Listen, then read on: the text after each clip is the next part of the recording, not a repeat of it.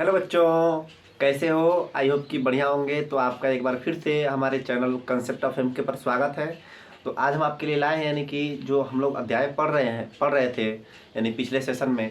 तो उसमें हम फलन के बारे में कुछ बताए थे कि नहीं फलन क्या होते हैं, उसमें एक्स और वाई के बारे में बताए थे। ठीक है, तो उसी से आगे हम लोग जस्ट जाने वाले हैं, यानी कि फलन के प्रकार कितने होते हैं। हम लोग क्या है जानेंगे, फलन के प्रकार। तो फलन के प्रकार यानी कि हम आते हैं। देखिए, टाइम वेस्ट ना करते हुए, यानी कि कम समय में हम लोग ज़्यादा चीज़ों को सीखना चाहेंगे। ठीक है, देखिए फलन के प्रकार आज एक बार पढ़िए, उसके बाद फिर आप भूलेंगे नहीं कि फलन के प्रकार कैसे फलन है, किस प्रकार के हैं। देखिए, ये सब चीज़ें आपको बहुत ज़रूरी होती है शुरुआत की चीज़ों को जानना। ठीक है, तो थोड़ा सीरियसली होकर पढ़ लेते हैं। करें कि फलन के प्रकार यानी फलन के यानी टाइप्स ऑफ फंक्शंस। इसको बोलते हैं कि एक चारीय फलन। सबसे पहली बात आती है कि यानी फलन के प्रकार लगभग 14-15 यानी कि अधिक से अधिक जितने हो सकते हैं हम बताते हैं। ठीक है, तो पहला कह रहा है कि एक चरीय फलन में आप क्या कहेंगे कि y equal to F X. यानी कहने का मतलब ये है कि जब अगर किसी फलन में कोई एक चर हो, यानी एक चर का मतलब ये है कि अभी हम लिखते हैं कि y इक्वल टू, यहाँ पर देखिए कह रहा है कि अगर हम लिखते हैं कि y इक्वल टू, अगर यहाँ पर हम लिखते हैं एक चीज़ कि y equal to X plus X square plus X, यानी कहने का मतलब क्या है आपको कि एक्स स्क्वायर प्लस एक्स, यानी इसमें भी एक्स है इसमें भी एक्स है। अगर इसमें हम y लिख देते हैं यहाँ पर, फिर ऐसे हम लिख देते a, तो क्या ये एक चर फलन है? नहीं है। यानी कि जिसमें केवल एक ही चर हो उस फंक्शन को क्या कहते हैं हम लोग? एक चरीय फलन। यानी एक चरीय फलन क्या हुआ कि जिसमें केवल एक ही चर हो। देखिए इसमें x का फलन मतलब x चर है, इसमें क्या है t है। अगर ऐसे हम आगे लिखते हैं तो क्या हुआ y equal to F A भी उसमें हो जाएगा। ठीक है, जहाँ पर चर एक हो वहाँ पर कैसी फलन होगी? एक चरीय फलन। यानी एग्जाम्पल के तौर पर अगर हम यहाँ पर ये लिखना चाहें कि y equal to A square plus A plus one, देखिए तो बताइए कि इसमें चर कितने हैं? इसको हम लोग नहीं काउंट करेंगे, इसको काउंट नहीं करेंगे, इसको काउंट करेंगे कि ए है, ए मतलब ए है यहाँ पर भी, यहाँ पर भी। इसमें बी तो आया नहीं, सी आया नहीं, डी आया नहीं, ई आया नहीं, एफ नहीं आया। भाई ए बी सी डी में चाहे किसी चर में केवल एक ही चर आया है ना, तो उसको क्या कहेंगे हम लोग? एक चरीय फलन। इतना क्लियर है? चलिए, अब इसी को हम एग्जाम्पल के तौर पे यानी कि मैथमेटिक्स ढंग से ऐसे हम कर दिया है कि ये एफ इक्वल टू यानी कि Y equal to F T. अब दूसरा देता है कि बहुचरीय फलन, यानी कि कह रहा है कि बहुचरीय फलन का मतलब कि जिसमें एक चर ना होगा। सिंपल सी बात क्या है, जिसमें एक चर नहीं हो। जिसमें एक चर होगा उसको क्या कहेंगे? एक चरीय फलन। जिसमें एक चर नहीं होगा उसको क्या कहेंगे? बहुचरीय फलन। अभी बहु यहाँ पर पतों वाला नहीं बोल रहे हैं, ठीक, वो सब मैटर नहीं है यहाँ पर। यानी कि बहु का मतलब क्या हुआ कि बहु मतलब होता है अधिक। ऐसा नहीं कि बहु मतलब ये गाँव वाला वो व्यवस्था नहीं लगा दे रहे कि सास बहू पतो सब, ये सब चीज़ें नहीं है। कह रहे हैं कि बहुचरीय फलन का मतलब क्या होता है कि जिसमें एक चर नहीं हो, एक से अधिक चर हो, उसको हम लोग क्या कहते हैं? बहुचरीय फलन। जैसे मान लीजिए इसमें भी है व यू है, इसमें ए भी आ सकता है। अगर ऐसे हम कह दें कि एक्स भी आ गया तो वो क्या हो जाएगा? बहुचरीय फलन। लेकिन जिसमें एक चर नहीं हो, अधिक हो, यानी कि एक चर से अधिक हो, उसको क्या कहेंगे? बहुचरीय फलन। जैसे एग्जाम्पल के तौर पर हम लिखते हैं, एग्जाम्पल के लिए हम लिख देते हैं यहाँ पर क्या चीज़ कि y equal to a plus b plus c. अब बताइए कि ये कौन सा चर है, ये कौन सा फलन है, कौन सा फलन है ये? जल्दी बताइए जल्दी बताइए। y equal to a plus b plus c यानी क्या है? बहुचरीय फलन, क्योंकि इसमें एक चर नहीं है, एक दो तीन तीन चर है। ठीक है, तो इसको क्या कहेंगे हम लोग? बहुचरीय फलन। जिसमें एक चर से ज़्यादा आ जाए उसको क्या कहेंगे? बहुचरीय फलन। आप सभी क्या है यानी दो दो एग्जाम्पल खुद से लिखते रहना। ठीक है ना। अब देखिए आगे कहता है कि स्पष्ट फलन। स्पष्ट फलन का मतलब क्या होता है कि वह फलन, स्पष्ट फलन का मतलब क्या होता है कि वह फलन जिसमें मतलब हर एक चर को स्पष्ट लिखा जा सकता है। कहने का मतलब ये है, जैसे मान लीजिए कि यहाँ पर हम लिखते हैं कि y equal to X square plus two X, ऐसा कहते हैं ना। तो कहने का मतलब है कि अगर इस प्रकार से हम लिखते हैं तो इसमें एक चर को स्पष्ट एकदम लिखा गया है, यानी कि उसमें एकदम स्वतंत्र है। यहाँ से भी क्या लिखा है कि y equal to one upon X plus one, मतलब यहाँ से x को भी हम लोग अलग कर सकते हैं, y को भी अलग कर सकते हैं। लेकिन यहाँ पर दिया है कि अस्पष्ट फलन, इसका मतलब कि y equal to X sine X plus Y. तो बताइए कि कभी यहाँ से हम लोग x और y अलग कर सकते हैं? नहीं कर सकते। यहाँ से कभी हम लोग x और y का अलग अलग मान निकाल सकते हैं? नहीं निकल सकता है। यानी क्यों? क्योंकि यह एक दूसरे में क्या है? लिंक है। यानी कि इसको क्या कहेंगे? अस्पष्ट फलन। अस्पष्ट फलन का मतलब क्या हुआ कि इसमें चर अलग अलग है। चर अलग अलग है का मतलब क्या है कि गुणनफल में नहीं है, वो किसी ऐसे माध्यम से नहीं है जिसमें कि अलग अलग नहीं हो सकते। तो जब अलग अलग नहीं हो सकते उसको क्या कहें हम लोग? अस्पष्ट फलन। और जो अलग अलग हो सकते हैं एकदम अलग अलग है, उसमें कोई दूसरा चर नहीं समाहित है, तो उसको क्या कहेंगे? अस्पष्ट फलन। यहाँ तक क्लियर हो गया।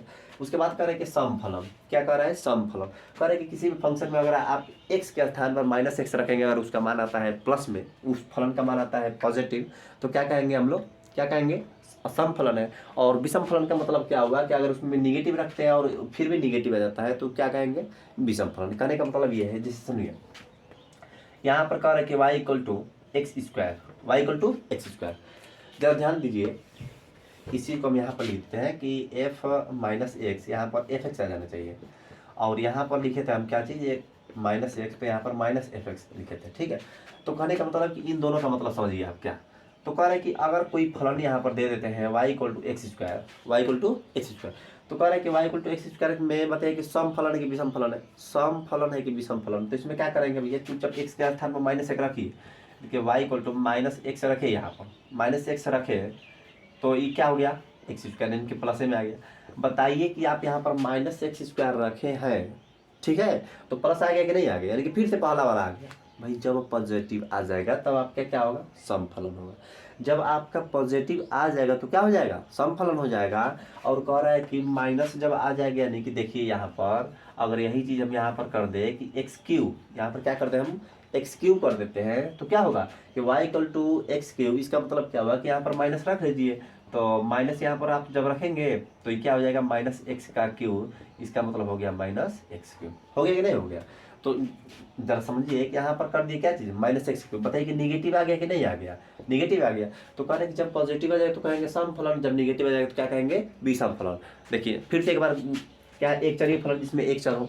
बहुचरीय फलन का मतलब क्या है कि जिसमें यदि एक से अधिक चर हो। और एक अस्पष्ट फलन का मतलब क्या हुआ कि एक ही चर हो या दो चर हो, कितने भी, मतलब उसको अस्पष्ट लिखा जा सकता है, यानी कि उसमें किसी दूसरे चर से मिला हुआ ना हो, उसको क्या कहते हैं, अस्पष्ट फलन। और यहाँ से क्या दिया, अस्पष्ट फलन का मतलब क्या है कि चर तो है एक दूसरे से लेकिन लिंक है, यानी कि एक दूसरे को अस्पष्ट हम लोग अलग अलग नहीं कर सकते, उसको क्या कहते हैं, अस्पष्ट फलन। सम फलन का मतलब क्या हुआ कि अगर एक्स के स्थान पर अगर कुछ भी अगर निगेटिव रखते हैं तो उसका फिर मान यानी फंक्शन का पॉजिटिव आ जाएगा। यानी अगर कोई फलन है, अगर जैसे मान लीजिए कि यहाँ पर एक्स स्क्वायर था, अभी ये चीज़ बहुत महत्वपूर्ण होने वाली है। जैसे मान लीजिए हम कोई भी फलन हम लिख दिए एक्स स्क्वायर, एक्स स्क्वायर हम लिख दिए, तो कह भैया यहाँ पर आप निगेटिव ले लीजिए, यहाँ पर क्या लीजिए, निगेटिव। तो जब यहाँ पर निगेटिव ले तो इधर भी निगेटिव कर लीजिए। अब बताइए कि एक्स स्क्वायर आ गया ना, तो कह रहा है कि एफ एक्स जो आपका माइनस में था, ये क्या आ गया, ये आपका क्या आ गया, यानी कि पॉजिटिव आ गया, पॉजिटिव आ गया, यही ना चीज़ आया यहाँ पर जी। तो इसके मतलब यहाँ को लिख दिए, कहने का मतलब कि एफ एक्स यहाँ पर हो गया, लिख दिए। कह रहे कि एक्स के स्थान पर माइनस रखिए, यहाँ पर माइनस रखेंगे तो इधर भी माइनस होगा। भाई जी अगर इधर का डांस करेगा तो इधर का डांस करेगा ना, अगर इधर का होली खेलेगा तो इधर होली खेलेगा ना। ठीक है भाई, सबको मेरी तरफ से होली की शुभकामनाएं पहले से दे देते हैं, ठीक है। उसके बाद कह रहा है कि जो यहाँ पर एक्स माइनस में रखे तो इधर भी माइनस में रखे, इसका स्क्वायर कर दिया, एक्स स्क्वायर हो गया, प्लस में हो गया। तो भाई ये तो वैसे उतार दिए, जो एक्स स्क्वायर है किसका मान है, एफ एक्स का है, तो यहाँ पर एफ एक्स रख दिए, यानी कि जो आपका निगेटिव वो किसमें आ गया, पॉजिटिव में। जब पॉजिटिव आ जाएगा क्या कहेंगे आप, समफलन कहेंगे। समफलन इतनी बात समझ में आई। लेकिन यही बात करते हैं अगर यहाँ पर क्यू कर दिया, हम क्यू कर देते हैं, जब क्यू कर देते हैं तो इसका यानी कि जब क्यू करेंगे तो क्या आ जाएगा, निगेटिव। जब निगेटिव आ जाए तो इसका मतलब कि यहाँ पर निगेटिव आगे कर लीजिए, इसका मान क्या दिया है, एफ एक्स दिया है। तो पता है कि जब निगेटिव रखे तो उसका मान फलन का पूरा मान कितना आ गया, निगेटिव। जब निगेटिव है उसको क्या कहते हैं, विषम फलन। यानी इन चीज़ों को, यानी कि 6 चीज़ों को आप समझ लिए। जब आप बढ़िया समझ लेते हैं तो बस 1 मिनट का पॉज लीजिए, उसके बाद हम फिर से लिखते हैं, ठीक है। तो देखिए यानी कि उसके बाद क्या है, तो 6 नंबर तक बताए थे, यानी कि कौन सा सम फलन विषम फलन सब हो गया था ना। उसके बाद कह रहा है कि ये बीजीय फलन। अब देखिए कह रहे कि 7 नंबर है आपका बीजीय फलन। बीजीय फलन का मतलब क्या हुआ कि एफ एक्स बराबर एक्स स्क्वायर प्लस एक्स पर 1/2। यानी कहने का मतलब ये है कि भैया बीजीय फलन में आपका जो पदों की संख्या निश्चित हो, उसके ऊपर कोई भी घात हो, डोंट मैटर। यानी कह रहा है कि भैया यहाँ पर कोई भी हो, चर तो होना चाहिए भाई, एक चर हो चाहे कई चर हो, उससे मतलब नहीं। लेकिन कह रहा है कि इसमें जो पदों की संख्या है सीमित होना चाहिए। अरे भाई बहुपद की परिभाषा पढ़े हैं ना, तो इसमें आपका घात कोई भी हो, यानी कि यहाँ पर माइनस भी हो सकता है, कोई दिक्कत नहीं है। यानी कि इसमें बीजीय फलन क्या मतलब कोई भी एगो चर होना चाहिए, एगो चर हो, दो चर हो, कितने भी हो, कोई दिक्कत नहीं है। यानी कि आप कह सकते हैं बीजीय फलन है। कह रहे हैं अब मतलब परिमेय फलन। परिमेय फलन का मतलब क्या हुआ कि एफ एक्स बराबर, आपको पता है सबसे पहले जब हम लोग पढ़ते थे, यानी कि 6, 7, 8 में पढ़ते थे ना, आप भी ऐसा थोड़ा एक बराबर है चलेगा। तो कह रहे कि जब 6, 7, 8 में पढ़ते थे तो उसमें देता था कि परिमेय क्या होता है। तो जिस संख्या को पी बाई क्यू के रूप में लिख सकते हैं उसको क्या कहते हैं, परिमेय संख्या। जिस संख्या को पी बाई क्यू के रूप में लिख सकते हैं उसको क्या कहते हैं, परिमेय संख्या। यानी Q equal to not zero, यानी कहता है ना कि Q is not equal to zero, यानी जो क्यू है वो जीरो के बराबर नहीं।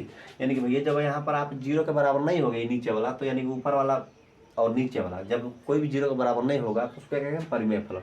यानी कि जब आप पी और क्यू के रूप में किसी फलन को लिख सकते हैं तो उसको क्या कहेंगे परिमेय फलन। जैसे कहने का मतलब यहाँ पर है कि एफ एक्स बराबर हम लिख दिए, एफ एक्स बराबर लिख दिए क्या चीज़, तो एक्स और यहाँ पर एक्स, ठीक है। तो बताइए कि ये परिमेय फलन है कि नहीं, नहीं है, कोई फलन तो है नहीं है, कहते कि यहाँ पर कोई चर है नहीं है। अच्छा उसके बाद मान लीजिए कि ये कह रहा है कि अभी ऐसे लिख दी एक्स स्क्वायर बटे में एक्स स्क्वायर प्लस वन, अभी फलन है कि नहीं है, परिमेय फलन, परिमेय फलन है क्योंकि ऊपर ऊपर है और नीचे नीचे वाला है, यानी कि नीचे वाला जीरो आपका नहीं होना चाहिए, तब आपका क्या हो गया, परिमेय फलन हो गया। आप इस बात को ध्यान रखिएगा।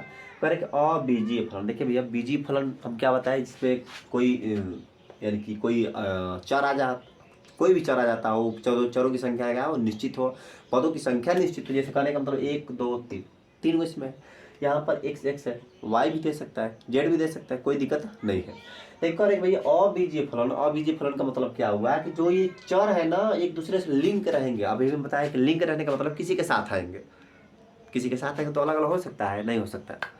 अरे आप एग्जाम्पल के तौर पर कुछ भी ले लीजिए, जैसे मान ला कि मेल फीमेल, नहीं गड़बड़ हो जाएगा सभी। अब देखिए फिर कह रहा है कि बीजीय फलन, बीजीय फलन तो यहाँ पर हम बता दिए कि इसमें कोई चर आना चाहिए, लेकिन कह रहा है कि ये जो अबीजीय फलन है इसमें जो एक्स चाहे वाई चाहे जेड चाहे कुछ भी चर है वो किसी के साथ आएगा, वो अलग नहीं होगा, ठीक है।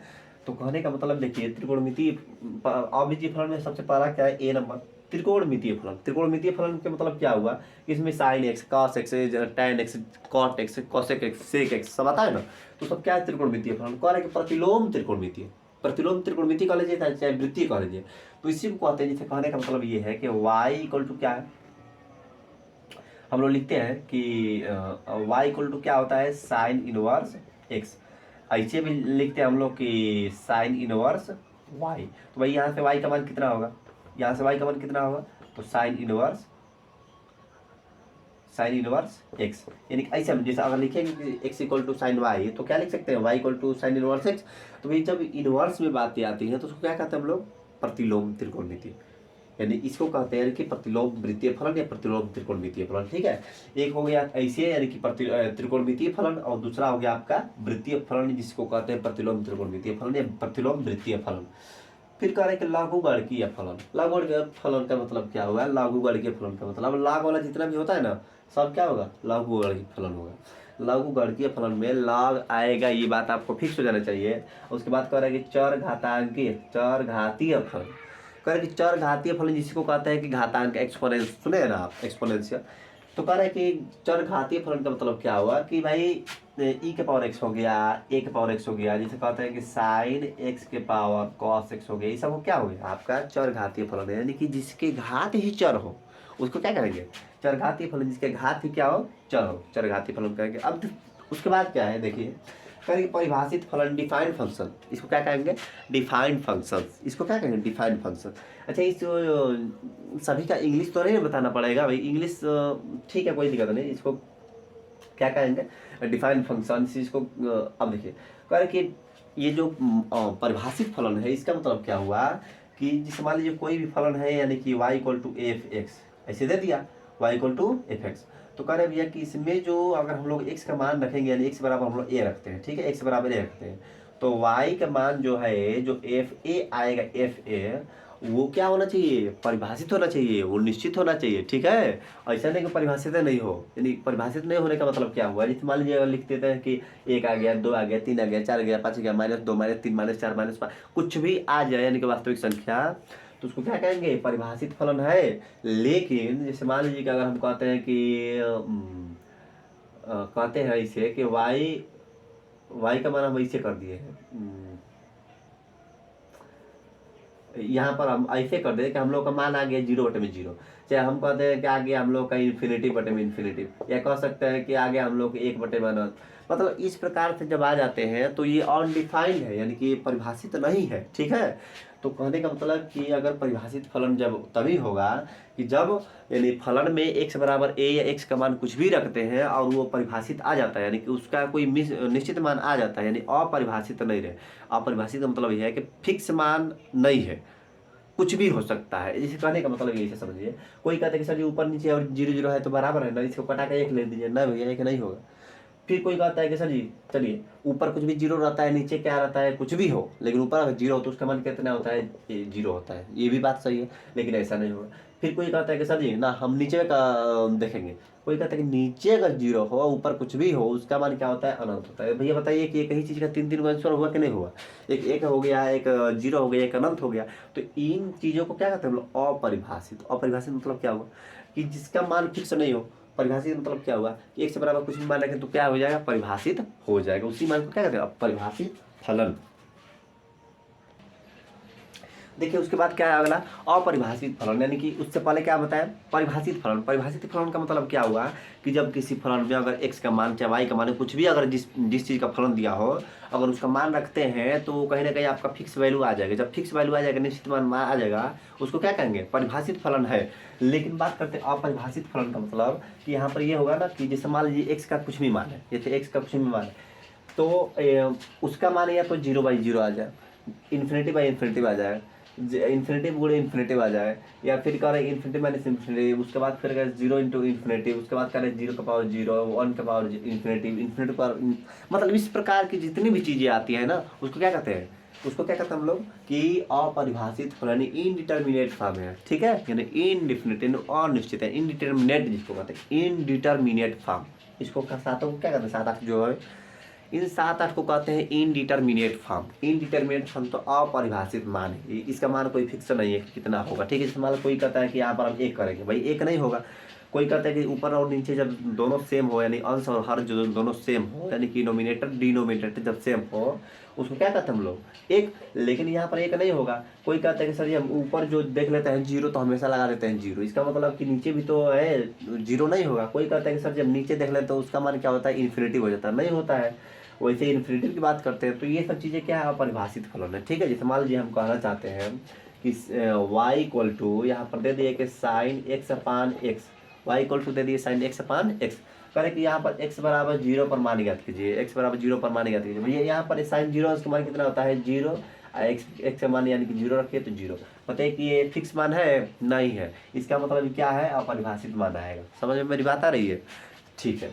तो अब देखिए कह रहे कि अचर फलन। अचर फलन का मतलब क्या हुआ, उस दिन एकदम सबसे पहले बताए थे, चर और अचर। चर मतलब होता है जिसका मान बदलता रहता है, अचर मतलब होता है जिसका मान नहीं बदलता है। जैसे मान लीजिए 2, 3, 4, 5, 6, 7, 8, 9, 10, 11 सब कुछ, ये जितने भी संख्या है सब क्या है, यानी कि चर फलन है। तो कह रहे हैं कि मतलब चर नहीं अचर है, सॉरी। तो कह रहे कि जिसका मान फिक्स है, जैसे मान लीजिए 5 है तो 5 तो बदलेगा नहीं। तो कह रहे कि कोई कहता है कि y इक्वल टू 5, यानी कि y इक्वल टू 5। तो कहेंगे भैया क्या क्या है, कौन सा फलन है, तो कहेंगे कि अचर फलन है, यानी कि इसका मान कांस्टेंट है, इसका मान क्या है, कांस्टेंट है, इसको क्या कहते हैं, अचर फलन। कहते हैं फलन का फलन, इसका मतलब कि अगर कोई मान लीजिए कि फलन है, अगर मान लीजिए कोई क्या है, फलन है, तो उसका भी अगर हम लोग फलन करते हैं किसी के सापेक्ष, ठीक है, तो उसको क्या कहते हैं हम लोग, यानी कि फलन का फलन। इस बात को आप याद रखेंगे और उसके बाद आई होप कि आपको अच्छे से समझ में आया होगा। अगर अच्छे से समझ में आया हो तो वीडियो को लाइक करें, शेयर करें, सब्सक्राइब करें, और उसके बाद फिर हम लोग मिलते हैं नेक्स्ट वीडियो में। तब तक के लिए धन्यवाद।